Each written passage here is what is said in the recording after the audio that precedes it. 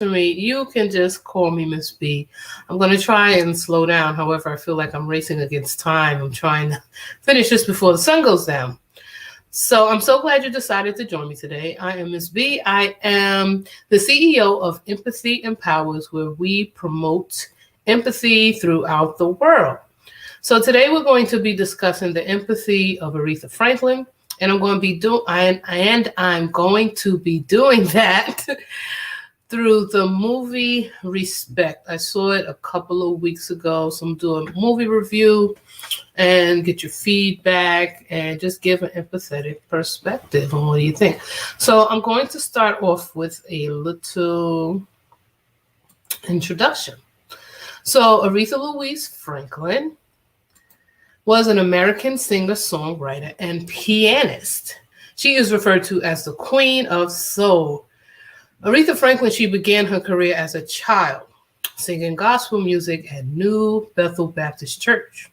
This was in Detroit, Michigan, with her father. And her father is the late, great C.L. Franklin. So her father was the minister. C.L. Franklin and Aretha Franklin, shall I say, Aretha Franklin is one of the best-selling music artists of all times, having sold more than 75 million records worldwide. That's a lot. So Aretha Franklin has received numerous honors throughout her career. She was awarded the National Medal of Arts and the Presidential Medal of Freedom. In 1987, she became the first female performer to be inducted into the Rock and Roll Hall of Fame. She also was inducted into the Gospel Music Hall of Fame. And in 2010, Rolling Stone named her America's one of the best singers of all time. Now I'm going to tell you a little bit about the movie Respect. So Respect premiered and it was released last month, August 2021. And it is a biographical musical drama. It's a drama based on her life. It was directed by LaSalle Tommy. And this was from a screenplay that was written by Tracy Scott Wilson. So the film stars Jennifer Hudson as Aretha Franklin, Forrest Whitaker, Marlon Wayans and Audra McDonald, Mark Moran, Titus Burgess, and even Mary J. Blige was featured in a supporting role. So as of this date, which is, what is today's date? It's Labor Day, September 6th. It has received 23, it's made 23 million, and it's getting a lot of critical acclaim for Aretha's performance. So to me, this movie represents polarity or duality, or what they say, yin yang, that type of thing. So, and I'll explain that to you in a few seconds.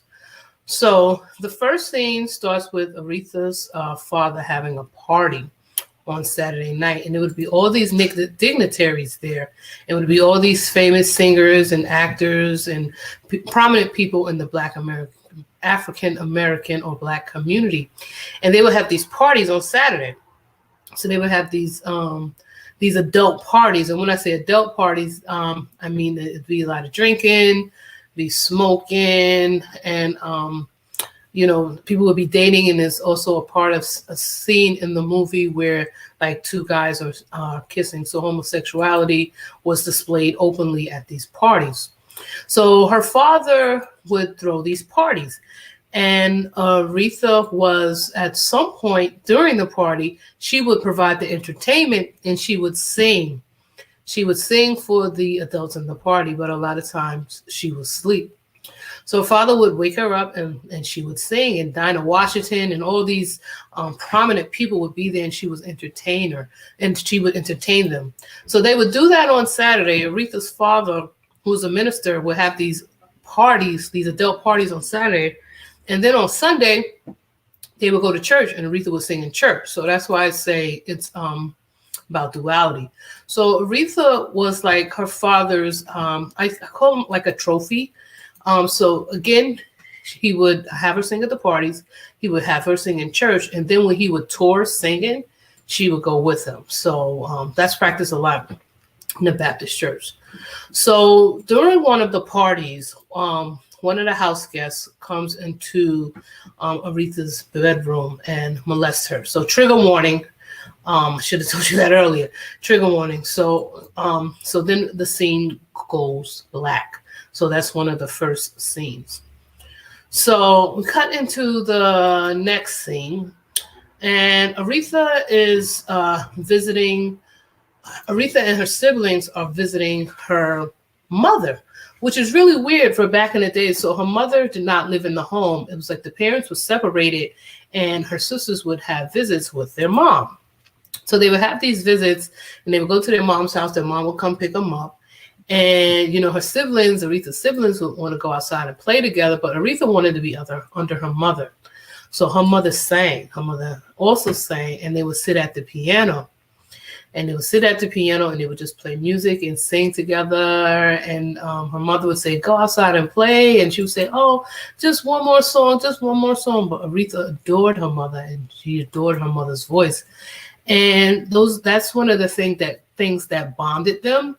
So they would sing and then they would talk, but her mom would say, what if we talk while singing? So her mom would want to take advantage of every moment that they had by trying to get a little bit deeper. And all Aretha wanted to do was hear music. So Aretha's mom would say, well, can we sing and talk? And they would talk and sing like that. So that's how they bonded. So one of the things that Aretha's mother told her before she died was, never be afraid of a man, and don't sing if you don't feel like singing, and don't talk if you don't feel like talking. And when you sing from your heart. If you don't feel like singing, you don't have to sing. If you don't feel like talking, you don't have to talk. So that's one of the things that her mother did advise her. So later, Aretha's mother dies. So she is distraught, of course, and she remembers her mother's, lesson, don't fear any man. So there's another party. My father has these parties regularly, and it flashes again to Aretha being molested. So you have the trauma of Aretha's mom not being in the family or being in the family home. Then you have the molestation that she experienced, and then you have the death of her mother.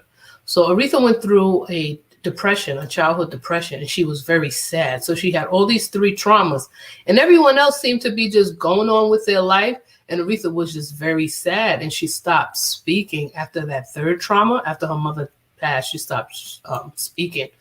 And her father was very frustrated with her and wanted her to speak. And of course, if she's not speaking, she's not singing. So he has this reputation. He has his trophy daughter. She has to sing. So then it flashes back to a younger Aretha, and it's a movie. So they have to speed through times and do things production ways. I don't quite understand. I'm not a filmmaker, but they flash through a time, and Aretha as a child, she has like a flash, and Aretha Franklin is pregnant. So you see this flash of Aretha, and she's pregnant, but it looks like a little girl that was pregnant. And I was like, and I remember when I was watching the movie, I was like, that's a child. She's a child. She's a little girl. So I Googled it when I got back today. And apparently when Aretha was pregnant, the first time she was 12 years old. So I'm going to digress a little bit, but I promise you I'm going to come right back. So there's a certain a theme that I hear, and I kind of heard it the other day. And it's something that, like my nephew would say, burns my biscuits.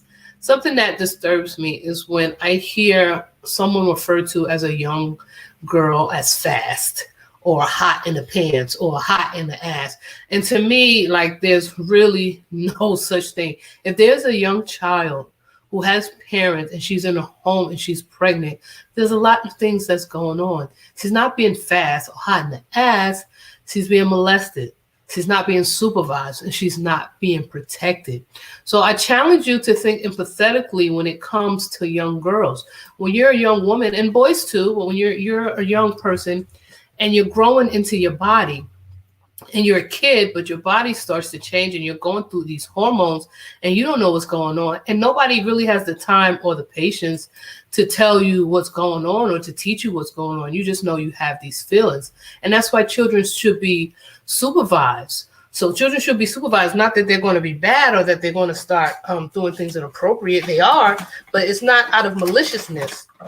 It's out of curiosity, and the curiosity of being a child. I'm looking for something because I want to show you guys something. And I had it here, but now I don't see it. I don't know where it went. So I might have to go off script for a little bit. Okay, yeah, so it's not that everybody's being fast. So I'm going to give you an example. This is my book right here. This is my book, Deborah's Daughter. And I'm just going to read a little bit, and just reminded me of something. Because when I was a little girl, I was called fast, but I wasn't fast. I was just inquisitive. So in chapter 7, this book is about the relationship between me and my mom. You can get it on Amazon. Deborah's Daughter by Bernadette Willis. So this chapter right here is called Many Mothers. And I'm going to talk about a woman who was very influential in my life. Her name was Rachel Smith. So Rachel Smith was a physically beautiful and spiritual woman. As a child, I did not understand her spirituality and how it manifested. She was the first person I heard speak in tongues. So I'm like 10 years old. So as a child, I didn't understand, and I would always laugh. But her daughter was my best friend. Buttons, hey Buttons, shout out to Buttons. And I don't even think I was 12. I might have been 11 or 10.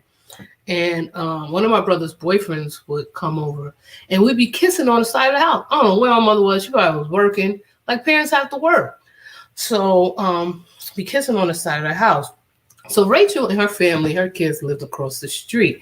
So I heard that Rachel saw me, and she said that she saw Bernadette on the side of the house. And I think the boy's name is Carl. I think the boy's name is Carl Thomas. Got to call my brother and ask his name. But she said, I seen Bernadette on the side of the house kissing with this boy, and their tongues was 12 feet down each other's throat. I didn't know. I was just kissing. I don't even think I was prepubescent. I don't even think I had boobs a little notch yet. So Rachel seen me from across the street, and one day she called me to talk to me about it. She didn't belittle me. The conversation was so long ago, but I remember. And she pulled out a dollar bill, and she was asking me to identify part of the bill. The part she wanted me to understand and repeat was, "In God we trust." So she reiterated to me how a young lady is supposed to carry herself. So throughout the years, Rachel, she continued to guide me as she continued to guide her daughter, Buttons, who was my friend.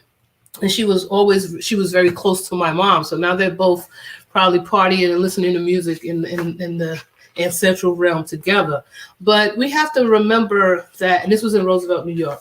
We have to remember that when we see young women or young men coming into themselves, it's not that they're trying to be fast, that they don't want to have sex. They're kids. They want to explore. They be alone. They play doctor. So all right, I'm going to get off that rant, get off that high horse. So I just wanted to say that.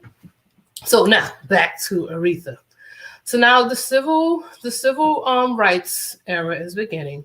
And again, Aretha's father is prominent in the Black community. So he's friends with Dr. King, Dr. Martin Luther King Jr. So Aretha calls Dr. King uncle. So he's like an uncle to her. So Aretha is a part of the movement. However, how she supports the movement is through singing. So before they would go out and do their ministry, Aretha would sing before they went out. She was never on the front lines. But she wanted to be on the front lines, and she would ask Uncle Martin about it. And of course, he would send her to her father and say, ask her father. So Aretha was torn. She wanted to do more, but she was torn between the loyalty of her father and finding her voice. So at the same time, her father is managing her singing career. And Aretha, she's singing jazz standards. So she's singing jazz music and standards. And somewhere in the film, someone compared her to like Judy Garland. So her music image is very clean and classy and dignified. And her father was all about Black excellence. He was all about Black excellence, almost to a fault. So, Aretha is, doing what her father says. So he represents this Black excellence. So Aretha is making all these albums, and she's singing, and thank goodness she's young. She's making about 8 albums, lots of music, and she doesn't have not one hit. Not one hit. She's making all this music and doesn't have any hits. I didn't even know Aretha Franklin sang jazz before she sang gospel and soul and R&B. So her father, they come back from another trip, and her father has another party, but this one's like a garden party. It's not the late night party, it's the one during the day. So Smokey Robinson, he comes to Aretha and he tells them about Barry Gordy and how what he's doing with Motown and how she needs to come down there. So she's down for it. However, at this party, Aretha's a young woman. She's still, she's probably like 16, 17, and she at this party that her father's having, she meets her future husband, who is Ted White. And that's played by Marlon Wayans, who did a great job. So Ted flirts with Aretha, and Aretha's father sees it and threatens him, like that old school, like, stay away from my daughter or I'll kill you type thing. So Aretha takes interest in Ted, basically to get out of her out from under her father's control. So she marries Ted and she allows him to become her manager against her father's wishes. So she kicks her dad, can't be her manager anymore. She kicks her dad to the curb, and then she leaves and she marries Ted. So I'm gonna give you, been kind of rambling, feel like I'm rushing, but let me give you a quick recap. This is Ms. B, the goddess of empathy. The name is for you, but the title is for me. You could just call me Ms. B. I am talking about the empathy of Aretha Franklin as is shown through her movie, which is Respect. So back to Aretha and Ted. So Aretha leaves town and Ted becomes her manager.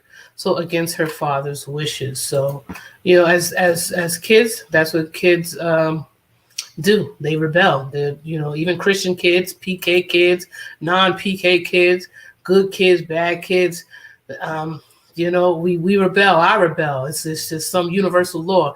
It's no matter what you teach your children, somehow they're going to go against the grain. I think, like I said, I think it's a universal law. So she leaves with Ted and she marries Ted. And Ted becomes abusive. So she puts up with it for a long time. And it's almost like she would rather take the abuse and control, take the abuse from Ted rather than be under her father's control. So Aretha and Ted, they have a baby, they break up, they get back together. You know the cycle of abuse. If you know anything about the cycle of domestic violence and the cycle of abuse, they leave, they come back. They leave, they come back. It's like they bonded through their trauma, like Aretha and Ted bonded through their trauma. She had her issues, he had his issues, and that's kind of what bonded them, but at the same time, it made them explosive towards each other. So finally, Aretha leaves Ted, and what was the final straw was that he gave her a black eye. So, Aretha ate that humble pie, and she went back home. So she went back home, and while home, she's around her sisters and she's around her children and she's around her grandmother. She's slowly mending back with her dad, and she's falling in love again with music, and she's finding her voice. She is expressing, the type of music that she wants to sing. So she's listening to a lot of Otis Redding and, just finding her voice. So Aretha's sisters are also singers and singer-songwriters. They both are very, very talented. So they're spending all this time, at home, and they're writing music, and she's starting to find her voice. So while she's home, Aretha's sister writes this song for her. So I want to just play a snippet of it, but I do want to say this first. I do not own the rights of this music. Copyright disclaimer. Under Section 107 of the Copyright Act of 1976, allowance is made for use for fair use for purpose of criticism, comment, news reporting, teaching, scholarship, and research. Fair use is a use permitted by copyright status that might otherwise be infringing. I hereby claim fair use act. So like I said earlier, I have a new software. So I'm going to, bear with me 1 second, share this with you. Let's see how this works. Let me share this screen. Screen sharing, okay. And this is the screen that I want to share with you. Just bear with me 1 second. It's this one here. And listen to this. It ain't no way for me to give you all you need. If you won't let me give all of me,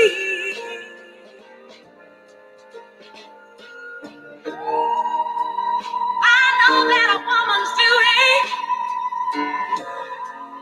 is to have that lovely man, and that's the way it was made. Oh, but how can I give you all the things I can if you're tying both of my hands? Oh, it ain't no way. Ain't no way. Ain't no way. Ain't no way. It just ain't no way, baby. Ain't no way. Ain't no way, baby. Ain't no way. It ain't no way for me to love you. If you won't let me. So I play that to say this. Not sure how to take that off. So she's home now. So she's home and she have this new energy. So it's like now she's getting into her music. So her sister wrote that for her. And her sister, that's who's hitting those high notes. So she's really starting to feel the music again. And that's when that hit was created. That Ain't No Way. So again, like I said, her sister wrote that for her. And those are her sisters with the backup and a sweet, just soul music melody. So she's gaining her voice, she's gaining her strength, and she leaves Ted. But how many of us know, how many of you know that relationships are basically, it's a symptom. Just because she's away from Ted, that doesn't mean her problems are going to go away. One of the problems, he's just a symptom. So she breaks up with Ted and she continues to work and drink alcohol, but she becomes a workaholic and she double books her gigs and she overworks herself where she really can't keep up. So she's overworking and she's over drinking. So I forgot to mention before, but when she first met Ted, that's when her drinking starts picking up. So now she's broken up with Ted and now she's really drinking a lot and really working a lot. And so there's even a scene in the movie, and I researched this, and this was a fact check. Apparently, this really happened. There's one scene where she was so drunk during a performance that she fell off stage and broke her arm. So that's one of the things. So, she was going through, like all women do, like all people do. So her family tries to call her out on her demons and have an intervention, but the diva, Aretha, she ain't hearing it. She's trying her voice. She's finding her voice. So then Dr. King dies, and so Aretha's eyes starts opening up, and she's starting to express a different opinion than her father and, the older, Black generation, and they debate the new movement as far as where Black people are going, where they should go. So it's basically the Panther movement against the King movement, or the Malcolm X compared to Dr. King. So that they're having those conversations. So Aretha's starting to think a little bit more and starting to come into herself. So she gets angry and she gets frustrated with everything that's going on in her life and what's going on in the world. But it's not a wrath, it's more of a righteous anger as far as what more can I do for my people? What more can I do? So Angela Davis gets arrested, and Aretha Franklin is the one who bonds her out of jail. So Aretha again starts to find solace in her drinking. and she has a vision of her deceased mother. And after this vision, it was reported that Aretha never drank again. And it reminds me of the movie Ray with the late great Ray Charles. And that was one of the movies I would always play. That to me, that's the perfect recovery movie. And I'm just going to set the scene up for you with the movie Ray. So when Ray Charles was a little boy, him and his brother was playing outside. And his mother was a washerwoman, a hardworking washerwoman. So, you know, what they would do back in the day, they would have these big tubs, these big metal tubs, and they would fill them with hot water. And they would boil the clothes. They would boil the clothes, and they would stir them around. And then they would boil. Once they would cool down, they would get the washer board and scrub it on the washer board. So thank God for washing machines today. But anyway, so they were playing outside. And, you know, they're running around being boys, having fun. And Ray's brother name was George. So they were playing, and George fell into the big tub, the hot tub, in the water, and he drowned in the hot tub. So you know that defense mechanism, you got fight, flight, and freeze. So you guess what Ray did? Ray froze. And so by the time his mother found out about it, she was yelling and screaming at him like, why didn't you tell me? Why didn't you call me? Why didn't you come get me? And she's screaming at Ray. And literally, Ray Charles went blind shortly after that. It was like he didn't want to see anymore. So it wasn't until he started to deal with the the guilt of his brother's death and the visitation from his mom in a dream that his life changed. So let me set this up for you. Bear with me 1 second. Thank you for your patience. Let me pull this one up. Like I said, this is a new software. And let me see here. I'm going to share another screen. Trying to work with this. It's the only way it's going to work. Got to try it. Got to experiment. So put this screen here. And we are at, where am I? I think I'm about almost 30 minutes in. I'm probably going to 40. I try not to go over 30. But okay, so this is what I want you guys to see as example of what I'm talking about.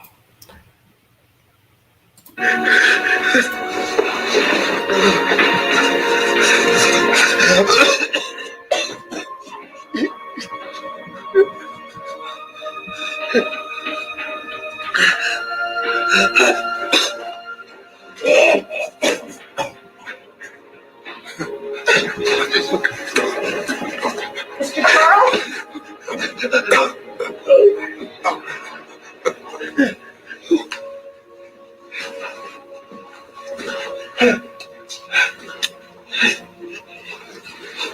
Mr. Charles, Yes. you don't have to go through this.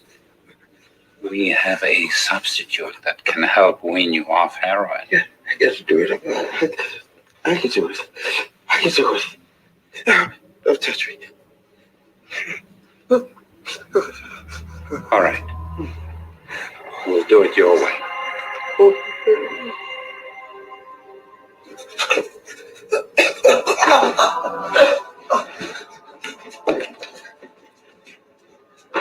Doctor? Mr. Charles! Mr. Charles is coming! She's got no fluids left. Get an IV in him right away. No, Sir Benito. Oh, no, baby. Yes, Oh, no, very no, important. no, You need no, run her! Run her!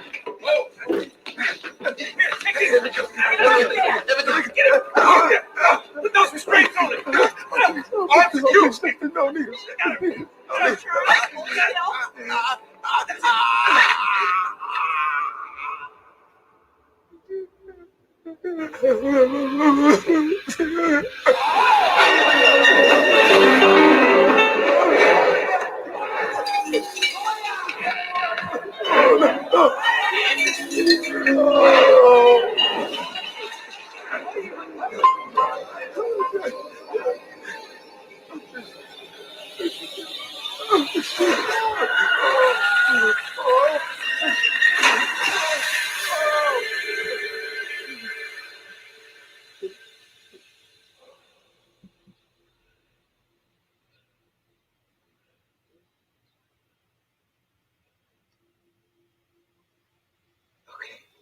Uh-oh, you might be in trouble right there.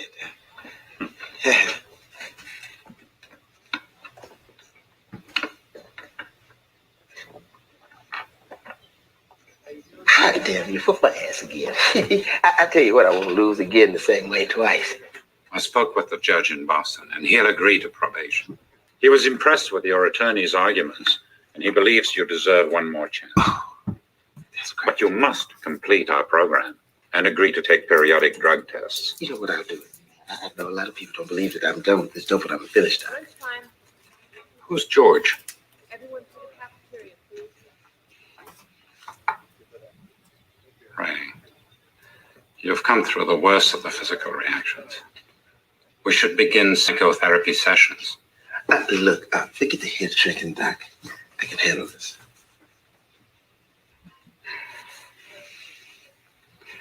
Mr. Charles, you're not the first celebrity junkie I've treated. Junkie, what are you? Nobody cons me at any price. I'm not trying to do that. If you want me to give that judge a positive report, you will have to earn.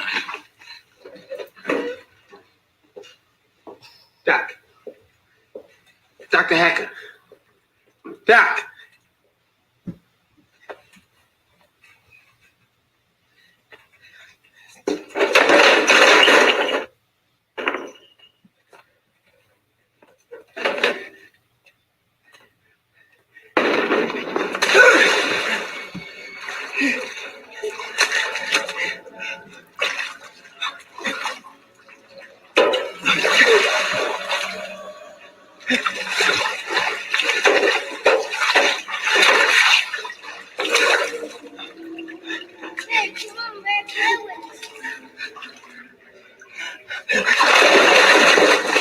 He ain't there.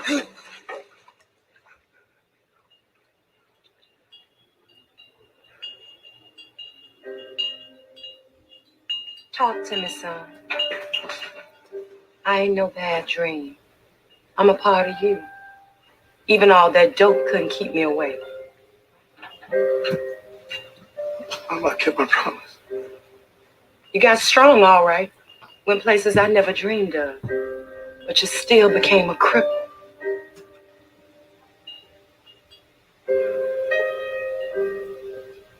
Come here, baby. Come here.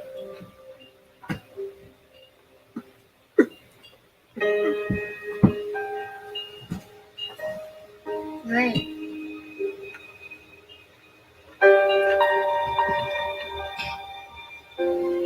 It wasn't your fault.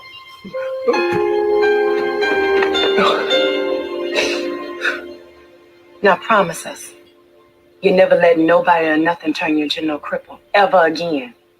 That you always stand on your own 2 feet.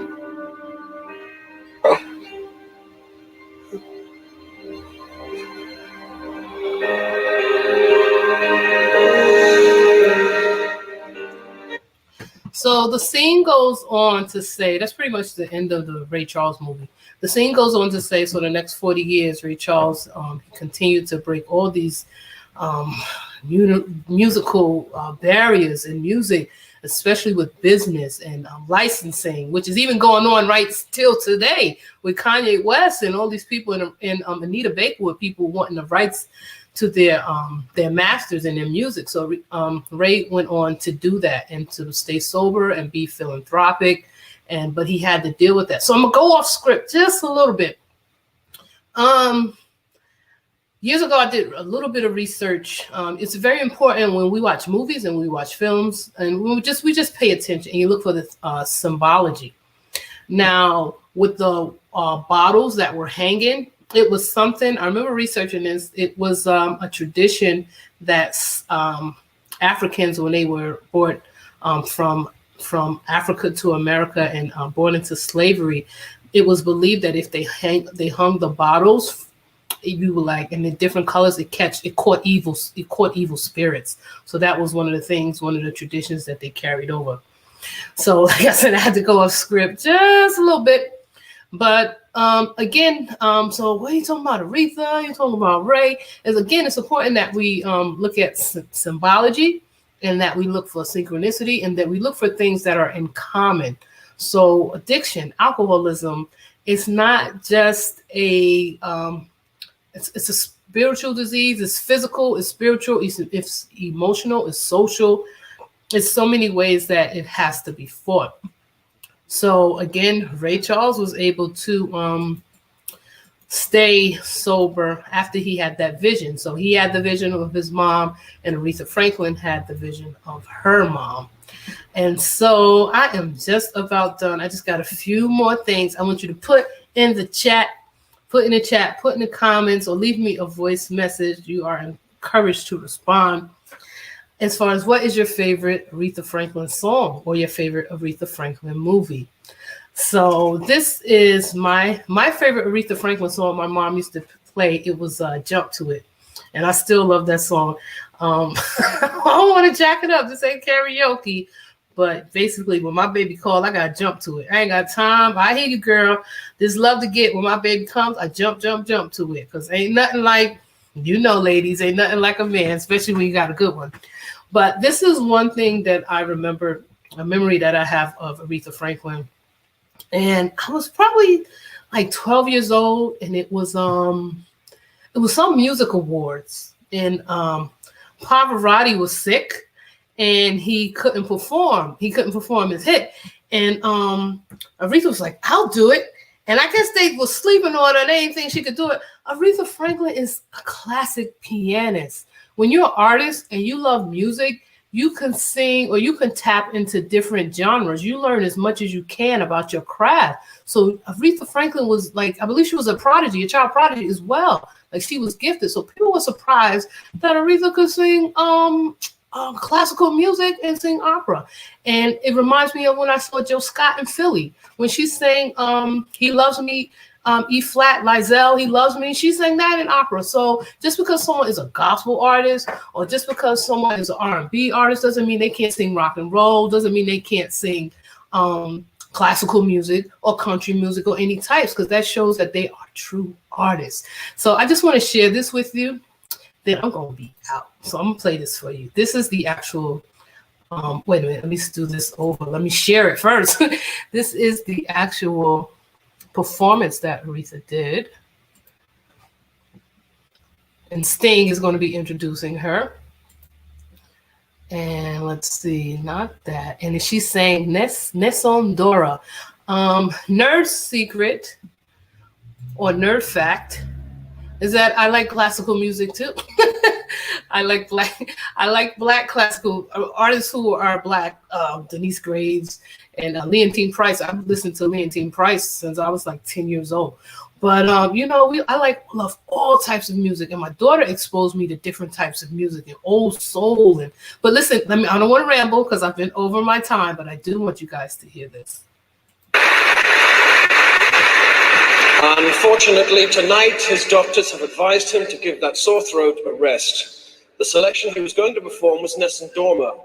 2 nights ago at Music Cares, another legendary voice performed that same song, one you might not expect. She's agreed to step in for a friend, Luciano, literally at a moment's notice. Ladies and gentlemen, Aretha Franklin.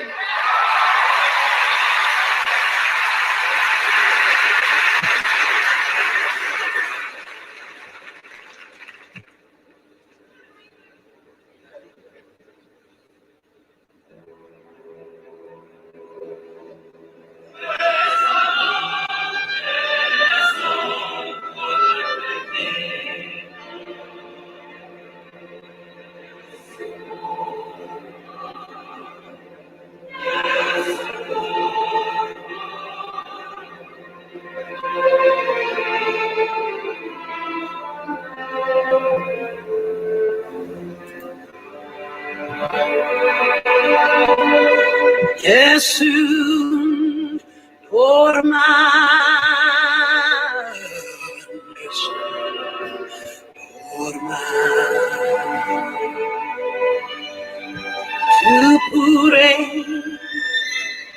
Tu pure o principessa della tua fredda stanza, guardi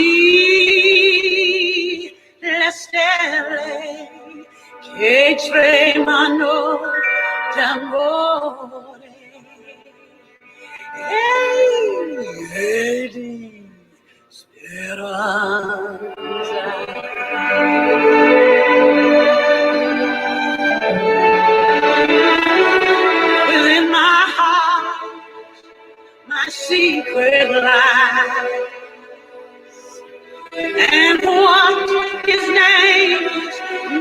shall know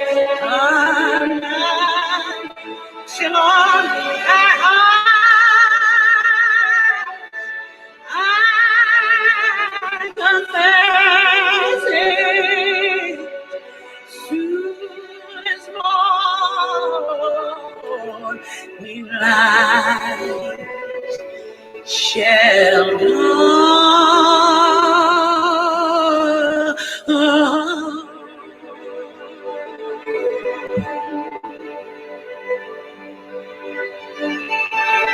Oh, pray, then shall my kisses break the silence that may mine.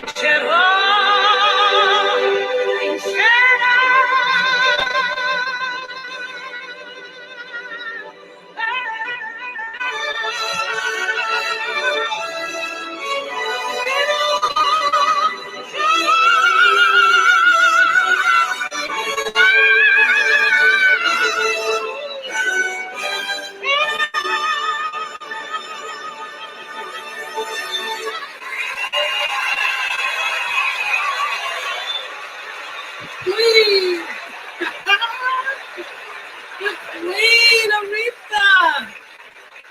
Sweet on Aretha!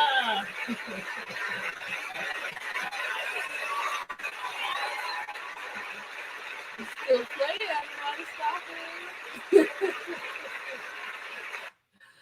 All right. So, guys, that's pretty much it. I'm way past my time. I don't like to go past this. So I just want to point out one other thing. That she did go home. Aretha, the movie continues. Aretha went home and she did her gospel album and her live gospel album. And it became, and it still is, the best-selling live gospel album of all time. So that's my favorite memory of Aretha Franklin. What's your favorite memory of Aretha Franklin? And so if you watch this whole live, that means you love music, you like psychology, and you might like spirituality and like a little bit of addiction recovery issues or subjects. If you like this vibe, then like and or subscribe. So this is Ms.B, the goddess of empathy. The name is for you, but the title is for me. You can just call me Ms.B. I am the CEO of Empathy Empowers LLC, where we promote empathy throughout the world.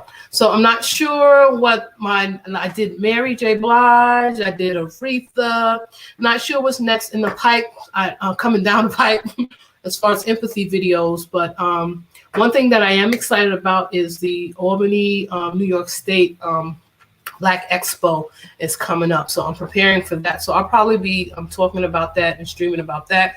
So I'm excited about that. That's in November. So again, getting on behind my time, but I just love talking about this type of stuff. All right, so this is Ms.B, the goddess of empathy. The name's for you, but the title is for me. You can just call me Ms.B. Thank you so much for spending this time with me today. Peace and blessings. Follow me at Ms.B, goddess of empathy, on all social media platforms. However, on Facebook, I am under Deborah's Daughter, after my book that I wrote about my mother, Deborah's Daughter. All right, guys, peace and blessings. Have a good day. And it's dark now. I tried to beat the sun down. All right, peace and blessings. Love you guys. Bye.